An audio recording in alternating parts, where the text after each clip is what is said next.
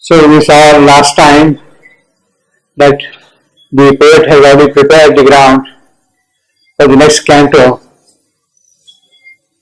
Amid the blank demands of the world, that is the crucial phrase, amid the blank demands of the world. No, no, no, it cannot be, it cannot be, it cannot be, divine cannot be here. How can it be here? This has been a kind of an insistent cry through the ages. Amid the blank demands of the world, that fiery spirit, that fiery, that lonely fire, it sent its voiceless prayer to the unknown. So, against the denial, this is the prayer for the insistence that you have to come down here, you have to do something here. It sent its voiceless prayer, calm, silent, peaceful prayer. It listened to the footsteps of its hopes. Yes, she'll be coming, she'll be coming, she'll be coming, she'll be coming. See. Returning to the void immensity, the whole waste which is there down below here, void immensity. It waited for the fiat of the world, waited for the fiat of the world. So unless that lonely fire receive the word from the Supreme, nothing can happen further. Nothing can happen further. It waited for the fiat of the world, and now the fiat is coming. See. That comes through the still spaces of the Supreme, from the unknowable still spaces of the Supreme. And then you have here, then suddenly there rose a sacred star. Then suddenly, it is hoping for an answer. It waited for the fiat of the Supreme of the world, and it was listening to the footsteps of the hope which is coming. Suddenly there rose a sacred, holy, pure, beautiful, acceptable, auspicious star. Rose a sacred star. Amid the lifeless silence of the void, this whole wasteland which is there, lifeless wasteland, because there is a denial here. Because of the denial here. Amid the lifeless silence of the void, in a solitude and an immensity, a sound quivering like a livid footfall, heard in the listening spaces of the soul, heard in the listening spaces of the soul, the inner voice speaking out. A touch perturbed his fathers with delight. His, of course, has been left undefined here. Throughout Savitri, up to this point, this is left undefined. But then later on it is clarified that he stands for Ashwapati. Until then, he is a yogi in the pursuit of a solution. He is a yogi in the pursuit of a solution. And therefore, the pronoun is used only, see. He is a yogi in the pursuit of the solution to this world. He will become Ashwapati. He will become Ashwapati when the boon is granted to him. When she calls him Ashwapati. Until then, it is the yogi who is the pursuit of a solution. The pronoun throughout all these 10,000 lines that he is for Ashwapati, but left undefined because he is in the pursuit of the solution. A touch perturbed his fathers with delight. Again, you see, throughout we have here the description of his body also getting that experience, that realization, the delight. Her coming is not in his mind, not in his soul, not in his spirit, but even in the very physical. Even in the very physical, you see. A touch butter his fibers with delight, and influence had approached the mortal reign. Now she is defined here simply at the moment as an influence. She is going to change things. She is going to influence the course of development. And influence has approached the mortal reign because he is in the mortal world. Mortal reign. A boundless heart was near his longing heart. A mystic form enveloped his earthly shape. Again, earthly shape, you see. A mystic form enveloped his earthly shape. All utter contact broke from silence the sea. What was kept as a secret, what was not expressed so far, it is because of her it got open. The seal got open, you see, because of her. All utter contact broke from silence the sea. Spirit and body, again you see body. Spirit and body, tilled, identified, linked to the grasp of an unspoken joy. Linked to the spirit and body linked in the grasp of an unspoken joy, of the delight. Mind, members, life were merged in ecstasy. Mind, members, the physical. Life, of course, merged in ecstasy. Intoxicated with nectarous rain. His nature's passioning stitches flowed to her. His nature's passioning stitches. His very physical nature, prakriti, of what he built up, just moving towards around me. Flashing with lightning, mad with luminous wine. Mad with luminous wine. Dazzling, sparkling, red wine. Okay. Luminous wine. This is wine by which you don't get intoxicated. You don't get intoxicated. See, this is wine by which you don't get intoxicated. See. If you have capacity to drink, you can drink as much as you like without getting intoxicated. All was a limitless sea that healed to the moon. Whole thing now, his mind, members, life, everything is a sea which has no shores. A sea which has no shore. Healed to the moon is there, and the sea is jumping up from below in a joy. She is jumping up in joy. In the Ramayana, there is a description, very beautiful description, in the early part of Ramayana. Rama used to be used to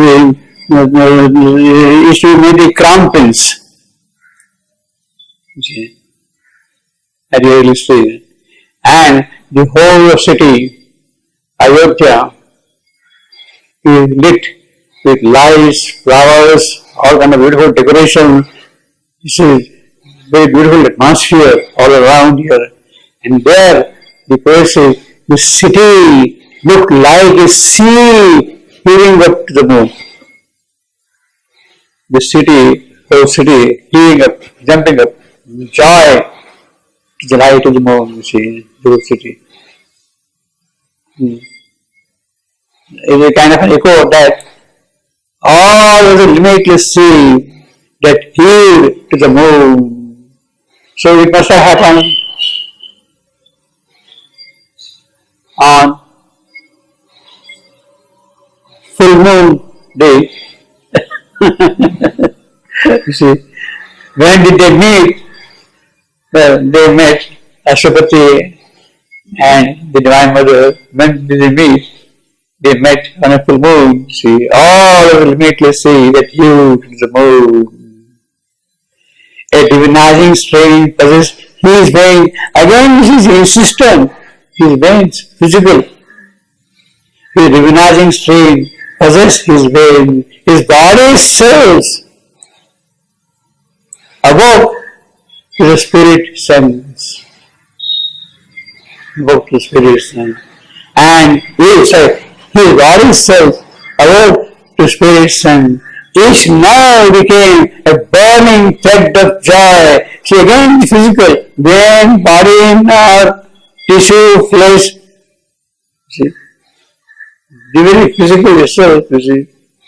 All divinizing strain possessed his brain, his body cells awoke to spirit sense. Each nerve became a burning thread of joy, tissue and flesh, part of beatitude. This is around 1942, you see, when all that happened, you see. Around 1942. A light, the done, unplumbed, subconscious to kill, done, dark, gives, unplumbed, the depths have not been measured. Subconscious kills, till depression of her long for trade. Yes, they are now becoming happy that she is coming, she is approaching, you see. It's a kind of a welcome to her, you see. Till the patience of her long for trade, patience of her long for, they have been waiting for this thing to happen for ages and ages, since the beginning of time. Now it is happening, you see. And filled with flickering crisp and praying tongue, flickering with and praying tongues of fire.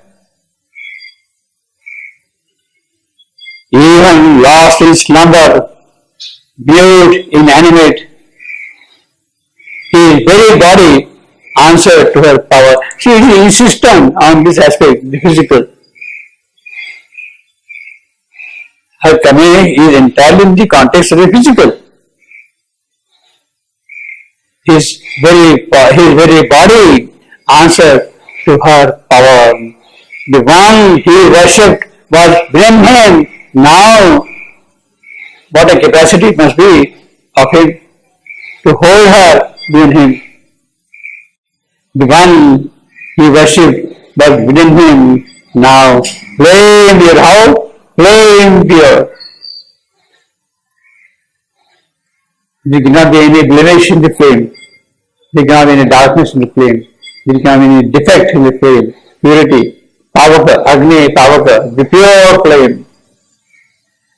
He is very flame pure. Ethereal dust, a mighty face appeared and lips moved the immortal words. She is now going to speak, you see. How every detail is described. She is now about to speak. Appeared and lips moved the immortal words. Words that cannot be changed. Words that carry the contents of immortality. Bliss, wisdom's lips drooped over rapturous eyes. Bliss, eye, are on your this wisdom's lips, the lips of wisdom. She is singing. Drooped over rapturous orbs. So the eyes themselves are rapturous. You see her eyes shining, rapturous, bright. A marble monument of ponderings shone of her head. She is a monument now, pondering, shone of her head. Sighs a crypt and large like ocean's wave, the ocean looks up to sky. Large like ocean's wave towards heaven, to tranquil eyes, a boundless thought looked into man's and saw the God to come. That is important. She looked into man Here, of course, personified by Ashwapati, man. She is looking into him, but she is looking into him as a mental being, as a man. And saw the God to come. Yes, he has to go further now. In him, it is God who will come and reside. And saw God to come. See, in one line, he has put the entire philosophy, entire history, entire spirituality of his in this one. A shape of seeing non-threshold mind. A shape of seeing non-threshold mind. So where does the rendezvous take between him and her? The rendezvous takes place on the threshold mind. On the topmost scale of mind, of the mental being. It is pertinent. It has to happen. There is no point in having it elsewhere, here or there. It is pertinent. It is indicating that it is here now from the mental being, something will happen, something will come out. Threshold mind, rendezvous.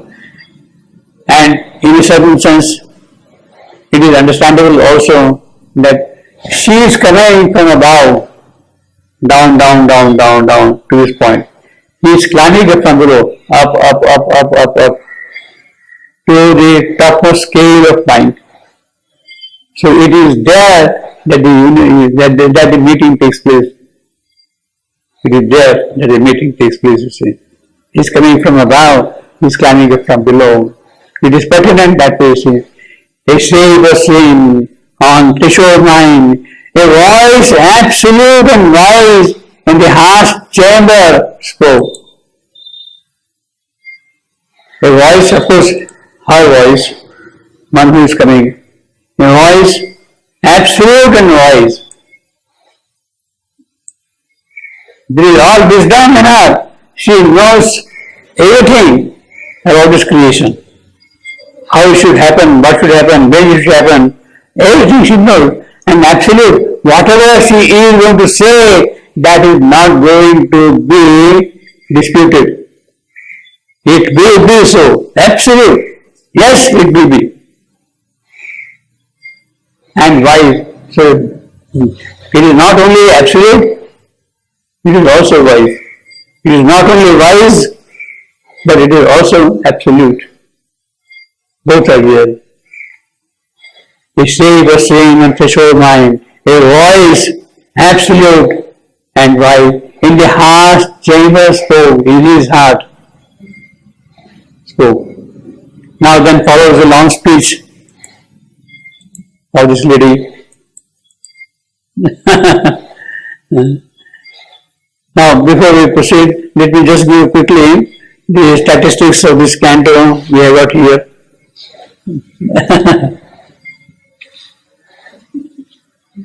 There are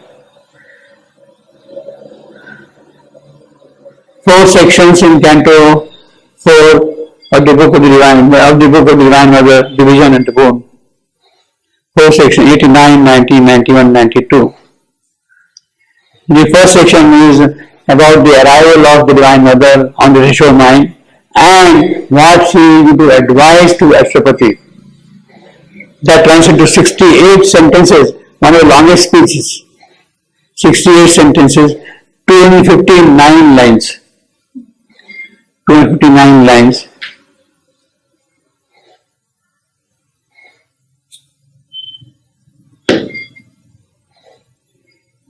Next section 19, that is Ashwapati's preparation. 41 sentences, 162 lines. Third section 91, short one, 9 lines, 31 sentences. Then the meeting takes place and they return back to the respective places. She goes back to her home, he comes down to earth. That is section 91. 9 sentences, 31 lines. And then 92, when he comes down, what he is supposed to do, what he has to do. 15 sentences, 57 lines. So there are in all 133 sentences in this canto and 509 lines total. 509 lines. One of the longest cantos in Savitri. And the division is very clear. First about the Divine Mother and her advice to Ashwapati, her coming and her advice to Ashwapati, Ashwapati's response to her, and then things which are going to follow in the sequence of that. Ashwapati responds, she also replies back to her and she grants him a boon. One shall descend, she grants him a boon. Your prayer is for the Divine Mother to descend in mortal world, and she assures him, one shall descend, she comes, etc. That is in section 3. And then of course, they go back to the respective places. So, a voice, absolute and wise, that is important. It's a kind of an imperative. What she is going to say, it will happen, it has to happen, it must happen. It must happen. A voice absolute and wise in the harsh chamber spoke. O son of sun, O climbs, creation speaks. She has seen Ashwapati climbing up from the base, all the way from the lowest level, up. All the ascending slopes of heaven he is facing. And he is now coming to the top of the creation. Creation speaks. No soul is thy companion in the light. Alone thou standest at the eternal doors of the unknowable. Her doors, you see. You are alone standing there. No soul is thy companion in the light. So this is all Ashwapati's sadhana, Ashwapati's realization. Ashwapati as a single individual, and there is none who is accompanying him in this whole pursuit. It has never happened in the entire ages. It is for the first time it is happening. He is alone. No soul is thy companion.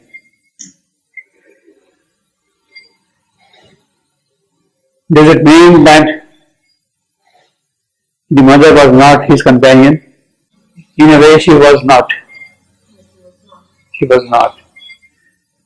I mean, logically, technically,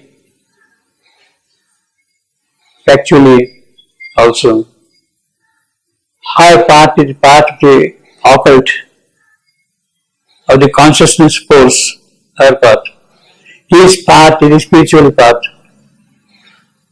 of Sat, between Sat and Chit. His part is the part of the being, Sat, of climbing up the spiritual plane. He is climbing up. You see. She is going in a different way altogether. She is going for a different purpose. The purpose of his going is to bring her down. So there is a question of anybody accompanying him. When she comes, then only she becomes his companion. When he brings her down, when she obliges to come down, take mortal birth, then only she becomes his companion. To follow companion, the complementary path of consciousness force. Companion is that, not that she follows exactly the same path. The base, the adhara, the support which is required for her work is prepared with the adhyatmic, but the spiritual foundation laid down by him. No soul is thy companion in this light. Alone thou standest at the eternal doors of the unknowable. Where she is, her house is there, you see. What thou hast won is thine, but ask no more. What thou hast won is thine. Yes, but this is not making a very wise statement here. I mean, if you won the motivation of it being his, you see. He won it, so motivation of that being his, you see. So that wisdom part is kind of little what thou hast won, he is accomplished all these things. Man is dying. She is not making a very great concession to him. He has already won it by his yoga sadhana, by his tapasya. He has already won it. He has not done anything for him at all. You see. What thou hast won is dying. But ask no more. This is her concern. Yes, it is it. And see this Manasavika, what thou hast won is dying, but ask no more. Perfect Manasavik line. O spirit, aspiring in an ignorant frame, in his ignorant frame, again that insistent on body, physical. O spirit, aspiring in an ignorant frame, O voice, arisen from the inconscient world, that is important. A voice, now because it is a voice arising from the inconscient world, it is only his voice, it is not her voice. There is no companion for that for him here. O voice arisen from the inconscient world, how shall thou speak for men whose hearts are dumb? We are stupid people, we are foolish people, we are dumb people, and how can you speak for us? You see. She is saying, understand the reality of this world. People are not ready at all. It means that people are not ready and you want to speak something for them on their behalf. Make the blind earth, the soul seer visions home, or lighten the burden of the senseless glow. You want to lighten the burden of this glow, which has no sense at all. How shall thou speak for men? He cannot speak for them at all, because she is a mystery beyond the reach of mind. She is the mystery beyond the reach. You are a mental being. The meeting is on threshold mind. You cannot speak. I am the mystery beyond reach of mind. I am the goal of the travel of the sun. What are the stars and suns moving? I am their goal. My fire and sweetness are the cause of life. What a sentence. My fire and sweetness.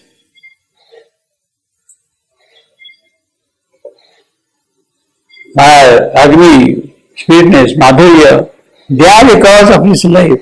It is because of them that the world is there. But two remains my danger and my joy, because it is a fire. It is a danger also. Two remains my danger and my joy, sweetness, that there. And you want something to happen by my coming here for this dumb creature. That is not a part of wisdom. But true immense my danger and my joy. Awake now the immeasurable descent. Don't call her down so soon, so early. Speak not my secret name to hostile time. Time is not ready. Not only not ready, time is hostile. It is opposition. It will spoil. If you speak my name, it will spoil the whole thing. Awake now the immeasurable descent. Speak not my secret name to hostile time.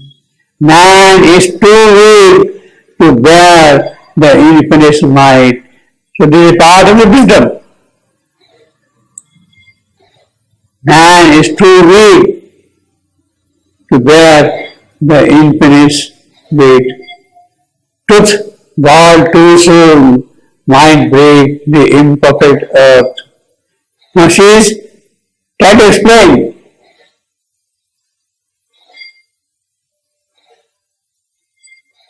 that man is too weak and he cannot bear the burden, she is trying to explain. It was born too soon, might break the imperfect earth. It is true.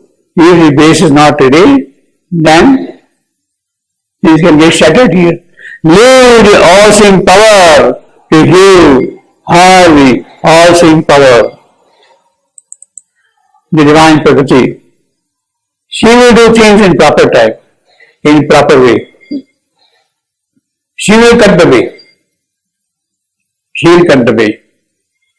In the single vast achievement, reign apart. Yes, you have achieved something remarkable, most wonderful. Stay there.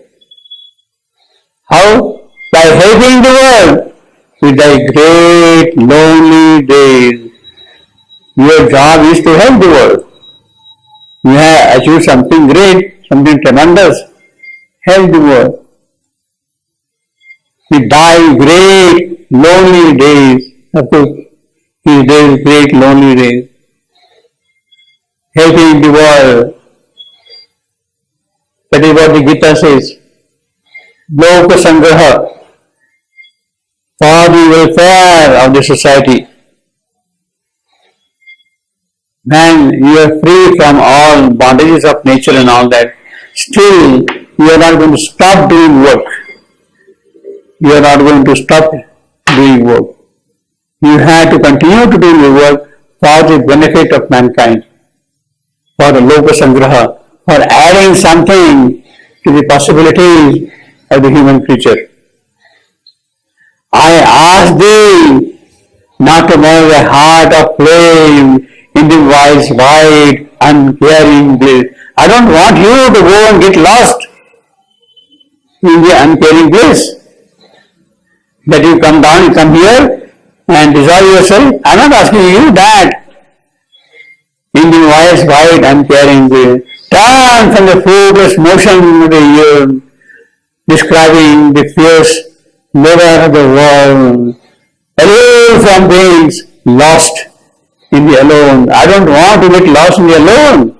I am not going to ask you, you please stay in the world with your achievements, with your possibilities, help the world. I am asking you to stay here, to help the world. Because how shall thy mighty spirit grow repose? Yes, your mighty spirit cannot be happy, cannot be content, while death is still unconquered on the earth. It cannot be happy, and time a field of suffering and pain. When there are death and time with suffering and pain, how can you remain happy? How can you remain happy? Help the world by your yogic sadhana. Thy soul was born to share the linen fold. Obey the nature and fulfill thy fate. Accept the difficulty and God-like toil. Accept the difficulty. Yes, there is a difficulty. The difficulty arising because of death and time. Difficulty arising because of death and time. Accept it.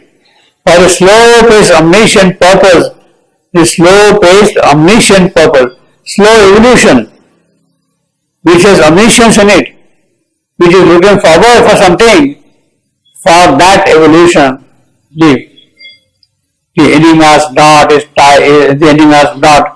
tied in humankind. This is an enigma, but it is there, tied, bound to man's presence here. Man is the link between this and that, and therefore it is an enigma vis-a-vis time and death, then it is tied to man. Enlightening from the heights that think and plan, flowing the air of life with vanishing trail.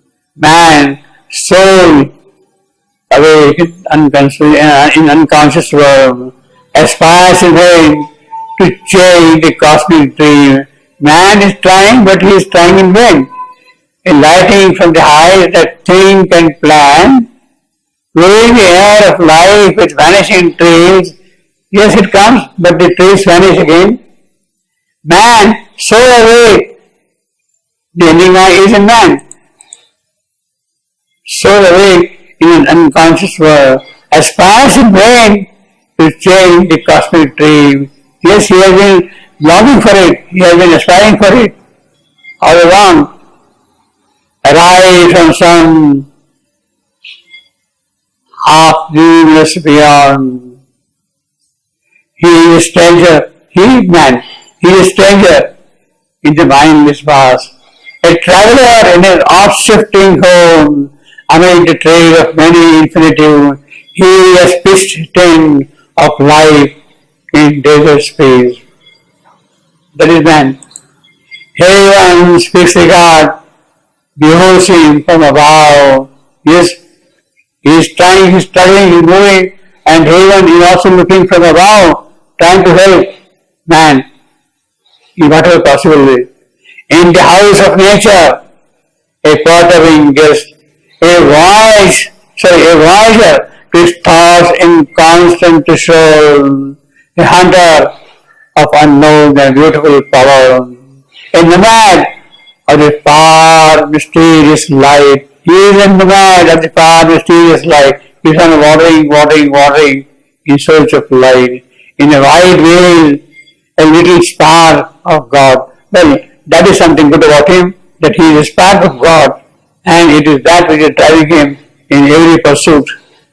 Against his spirit, all is entirely. So he is trying, he is struggling, but everything is opposing him. The whole world is created as if man will not be allowed to progress. Against his spirit, all is entirely. A Titan influence stops his borrowed days. Around him, Titan influence, there are dark forces of Asuric world, and they stop him, Titan. Around him hungers the unpitying void. The eternal darkness seizes him with her hand. Her darkness. The eternal darkness seeks him with her hand. Inscrutable energies drive him and deceive. Immense, implacable deities oppose. So they are not satisfied. Whatever you give, you keep on offering all kind of gifts to God, but he is not happy. He is not happy at all. An inner soul and a somnambulist soul, an inner soul, the inconscient being, and a somnambulist force, the unconscious force, or Chaitanya Shakti, have made a world estranged from life and thought. It is they who have made the world estranged from life and thought. The dragon of the dark foundations, he is unalterable, the law of chance and death. The dragon of the dark foundations. She is insistent that the law of chance and death remains forever, permanently. The dragon of the dark foundation. Well, I mean, a little difficult construction also. It depends on how you read. The dragon of the dark foundation keeps. The foundation keeps. If it's You can read, I know. it's not right. The dragon of the dark, the dragon of the dark, foundation keeps. The foundation So foundation becomes here day of birth. Foundation keeps. And she keeps the law of chance and death. Or the dragon of the dark foundations. The foundation of the dragon are dark. Keeps. Obviously, you have to read this in a single page. What happened? It's easily puzzling, no? No, it's quite clear. Yeah. No? No, because It's not she present? said she was right. I mean, if like you say keep. Yeah. But keeps here, it's a verb. So the dragon of the dark, foundations keeps. She holds on to foundations. The dragon keeps. How does he translate? The dragon of the dark keeps. How does he translate? I lost 1 year because you were so 1 minute. When he keeps the law of Charles,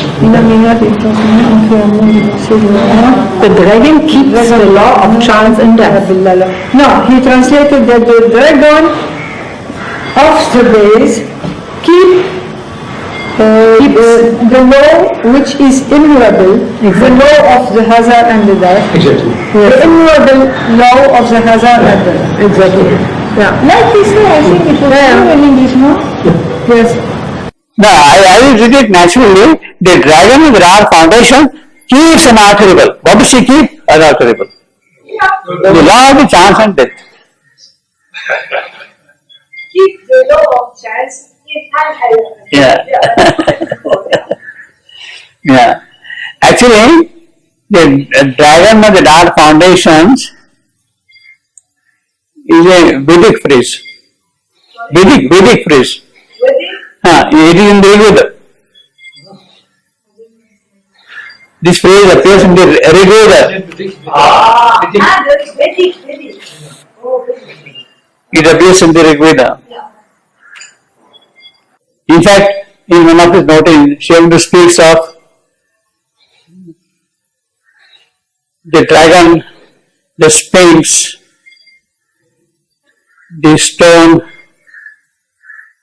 and rock, and stone. In the record of the, Huh? in the record of the guy, Yeah. also the four. Yeah, four, yeah.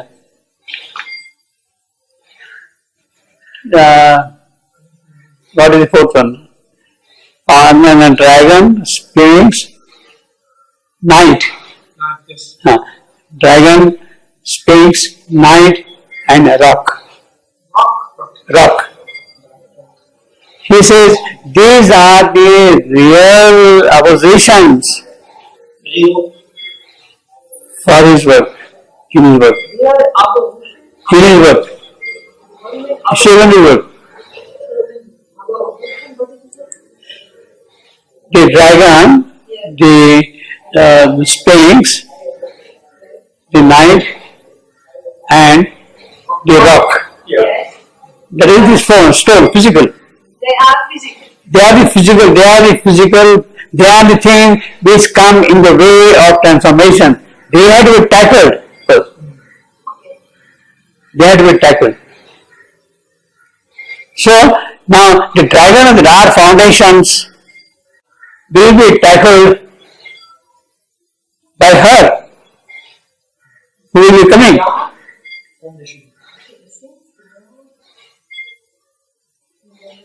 By her, who will be coming, who is speaking all that thing. She is asked to come and take birth and all that for what? To tackle the dragon of dark foundations.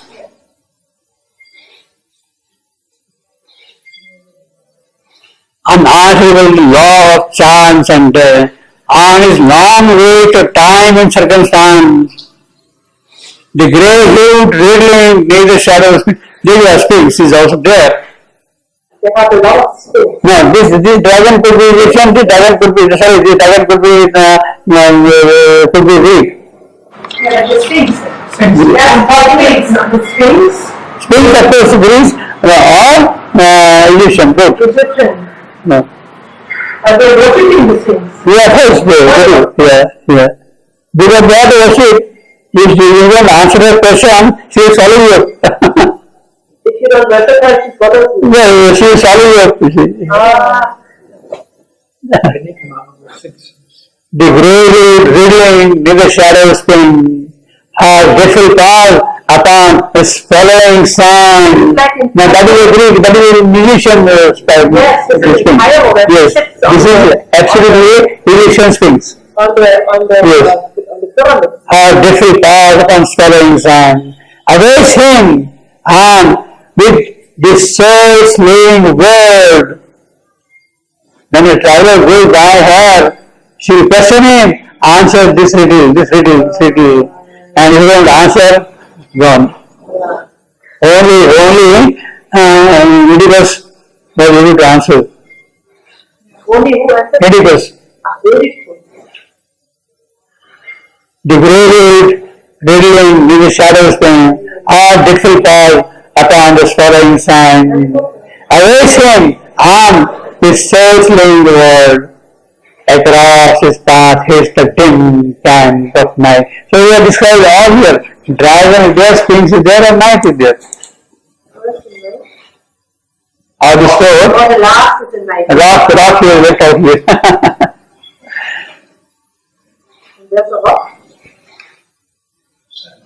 Oh, the sand. The sand is the You have got the dragon, dragon. you have got Sphinx, you have got night. Right, and you got the sand is the hawk. No, that is Sphinx. That is Sphinx. Rock is something different. Oh, His day is a moment in perpetual time. He is the prey of the minutes and the hour. He opposes man. He is the prey of the minutes and the hour. Assailed on earth and unassured of heaven, descended here, unhappy and sublime. A link between the demigod and the beast, that is man. He is the bridge between this and that. He is the link between demigod and beast. He knows not his own greatness, nor his aim. That is the unfortunate part of it. He has forgotten why he has come and whence. His spirit and his members are at war. His spirit and his members are at war. Naturally, the physical and the spiritual, they are in constant struggle. He knows not his own greatness, nor his aim. Man, that's a pity. He does not know his greatness. He knows not his own greatness, nor his aim. He has forgotten why he has come and when. His spirit and his members are at war. His spirits and members. His heights break off too low to reach the sky. His mass is buried in the animal mire. In the battle. Completely. That is the fate of man. They explain what he is demigod to be and wherefrom he has come. He is a link. A strange antinomy is his nature's rule, the dichotomy, the divisions that constantly haunting him always. A riddle of opposites is made his being. Freedom he has, but he is to live in bond. Yes, he wants. That's the paradox, you see. He wants freedom, but he wants to live in bonds. See, he wants freedom, but then he goes to parliament and makes rules and regulations. He wants to bind himself with them. Freedom he has, but needs to live in bond. He has need of darkness to pursue some light, and need of grief to feel a little bliss. He has need of death to find a greater life. Now that is the most beautiful statement, most occult